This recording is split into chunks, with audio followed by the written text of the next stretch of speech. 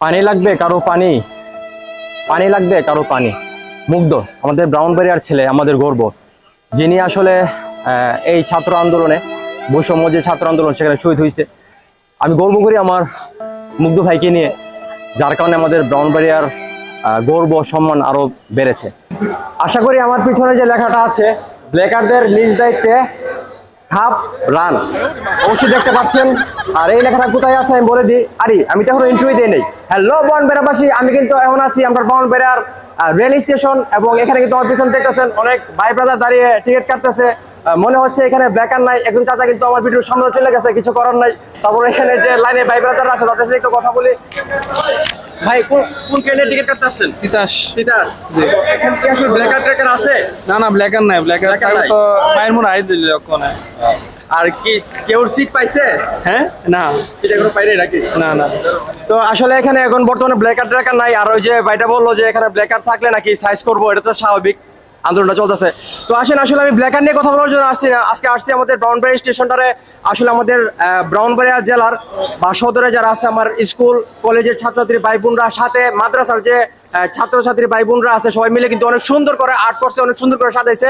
তাহলে চলুন সম্পূর্ণ স্টেশনটা ঘুরে ঘেরা দেখে, আশা করি আপনাদের ভালো লাগবে। আমি কিন্তু এখন দাঁড়িয়ে আছি আরো একটি টিকিট কাউন্টার, যেখান থেকে আসলে যে ডাইরেক্ট ট্রেনগুলো আছে সেই ট্রেনের আসলে টিকিট পাওয়া যায়। তো কাউন্টারটা দেখেন কত সুন্দর করে আর্ট করা হয়েছে। টিকিট কালোবাজারি বন্ধ করি, ঠিক আছে? বন্ধ করি মানে কি, এটা নিজেদেরকে বন্ধ করতে হবে। আপনারা নিজেরা যদি কালোবাজারির কাছ থেকে টিকিট কিনেন, তাহলে এটা কিছু করার নাই, এটা কেউ আসলে পরিবর্তন করতে পারবে না।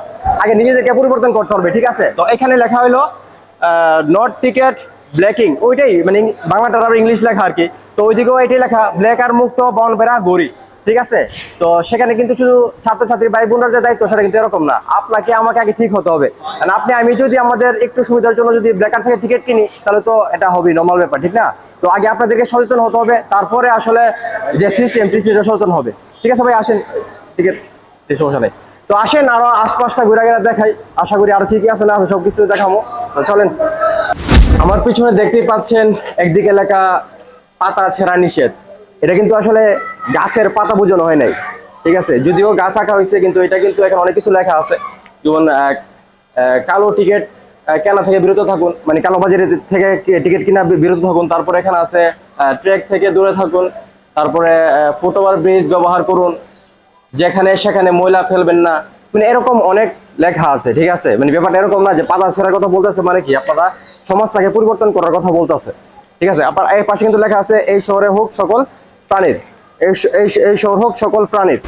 স্টেশনের দুই পাশেই আসলে এভাবে আর্ট করা আছে, প্ল্যাটফর্মের দুই পাশেই আপনারা দেখতে পারবেন। এই দেখেন, এখানে লেখা আছে পরিচ্ছন্ন রাখুন, সুস্থ থাকুন। আসলে এগুলো কিন্তু নিজের দায়িত্বই আসলে করতে হয়। আমরা দেখা গেছে অনেক সময় স্টেশন আসলে কোথাও যেতে গেলে ঠান্ডা খাই বা চিপস খাই, খেলে স্টেশনের মধ্যে কিন্তু ফালাই দিই। তো এটা কিন্তু আসলে আমাদের পরিবেশটা নষ্ট করে। অনেক সুন্দর করে আসলে আমাদের স্কুল কলেজ এবং মাদ্রাসার যে ভাই বোনরা আছে, অনেক সুন্দর করে আসলে আর্ট করছে, যেটা আসলে দেখার মতো। এবং সবাই কিন্তু এখানে দেখে দাঁড়িয়ে দাঁড়িয়ে। এই জায়গাটা তো আরো সুন্দর, এখানে আসলে ট্রেনের মতো করে এই জায়গাটা আর্ট করা হয়েছে। এবং এখানে অনেকগুলা লেখা আছে, যেমন বৈষম্য বিরোধী ছাত্র আন্দোলন, তারপর কোটা না মেধা, বাংলা ব্ল্যাকেট,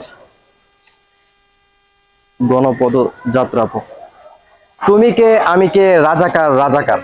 আসলে এই একটা ডায়লগ, একটা স্লোগান কিন্তু আমাদের এই যে নতুন স্বাধীনতা, এই স্বাধীনতার যে সূচনা, সেটা কিন্তু এই একটা ডায়লগে হয়েছে।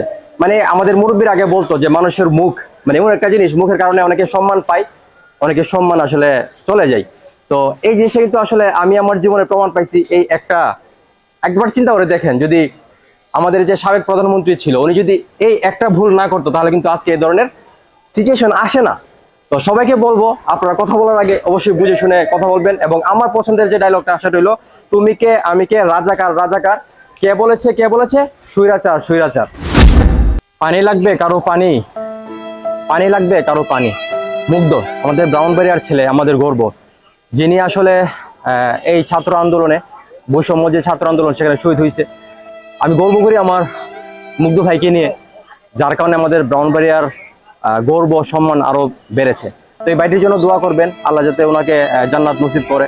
এবং শুধু মুগ্ধ ভাই না, মুগ্ধ ভাইয়ের সঙ্গে আরো যারা ছিল এই ছাত্র আন্দোলনে, যারা শহীদ হয়েছে, সবার জন্য দোয়া করবেন। এবং আবু সাইদ ভাইয়ের কথা না বললেই নয়, আবু সাইদ ভাই কিন্তু আসলে ওনার কারণে কিন্তু আমার মনে হয় যে এই যে আন্দোলনটা এটা গতি পাইছে। ওনার যে ভিডিও ফুটেজটা আসলে আমরা ফেসবুকে দেখেছিলাম যেখানে উনি শহীদ হয়েছিল, এই ফুটেজটা দেখার পরে কিন্তু বাংলাদেশের সাধারণ মানুষ, আমি যেটা মনে করি আর কি, যে মানুষের রক্তে আগুন লাগছে এবং সবাই মানে এক হয়ে আসলে মাঠে নামছে। তো যারা আসলে শহীদ হয়েছে, যারা আহত, সবার জন্য দোয়া করি।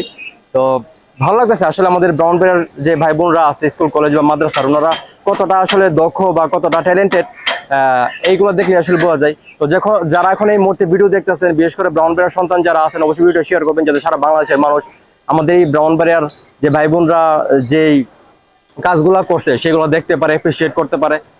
ঠিক আছে, তাহলে ভিডিওটা আমি এখানে শেষ করতেছি। যারা এতক্ষণ ভিডিওটা দেখছেন, আপনাদের কাছে কিরকম লাগছে অবশ্যই কমেন্ট করে জানাবেন। এবং স্টেশনে কে আসছেন, আইসা নিজের চোখে এগুলো দেখছেন, সেটাও কমেন্ট করে জানাবেন। এবং ভিডিওটি ভালো লাগলে অবশ্যই শেয়ার করবেন। সবাই ভালো থাকবেন। আসসালামু আলাইকুম।